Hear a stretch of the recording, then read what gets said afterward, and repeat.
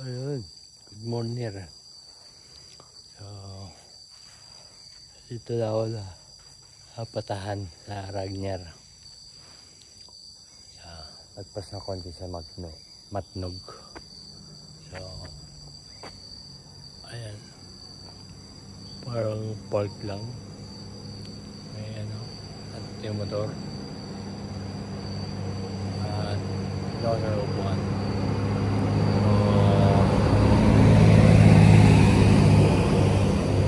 Kaya lang.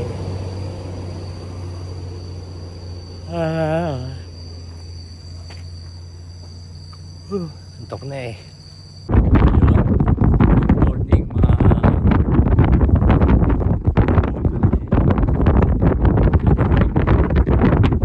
Dito tayo sa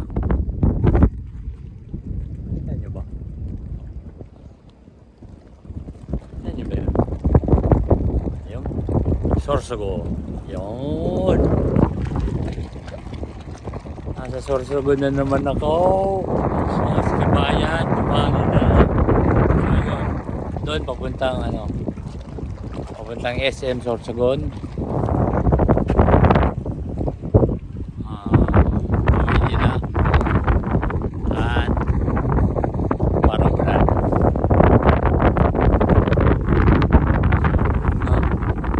So yan.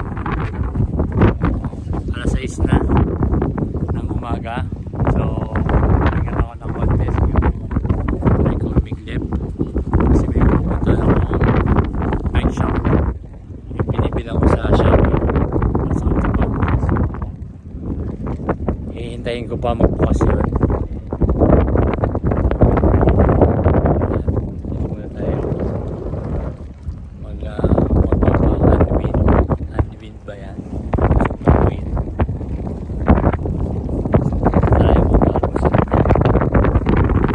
Yan lang ang aking update. Sorsogon.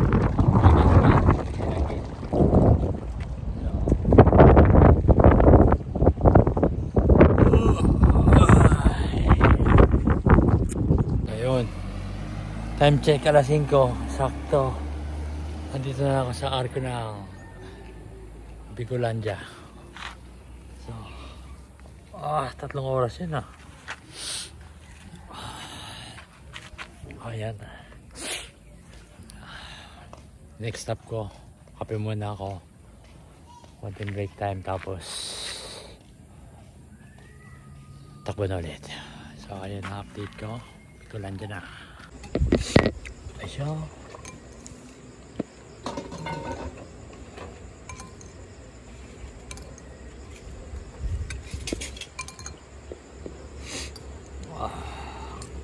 Itong Batangas. Malay.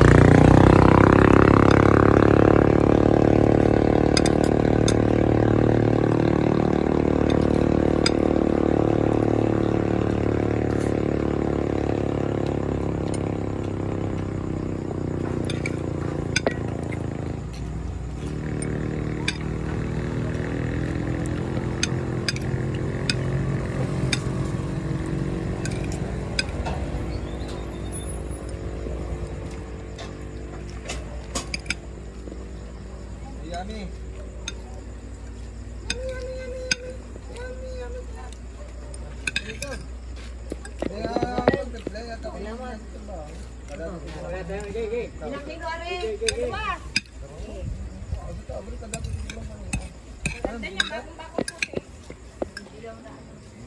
Putay na, wala na ngayong makukuha na. Ay, puta ka.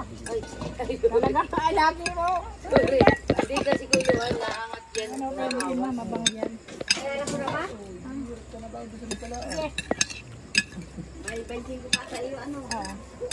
Ano na lang, 50. 55. Bukas uli. Ay, sa isang araw uli. Ate, magkano yun? 3 kanin? Puto na. Ayun, good evening mga kabudol.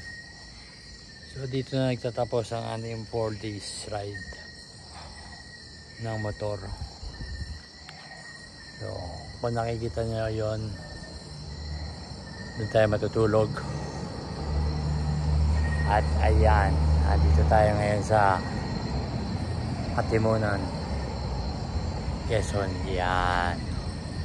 So last ride ko, nakausap ko yung mga caretaker dyan. Sabi nila pwede matulog dyan sa kubo na yan, sa mga yan. Kaya ngayon pang-4 na gabi natin, dyan ako matutulog. Walang hotel, walang transient. Nakarating ng Luzon, nakauwi ng Lubog. So ayan, maraming salamat. Stay tuned.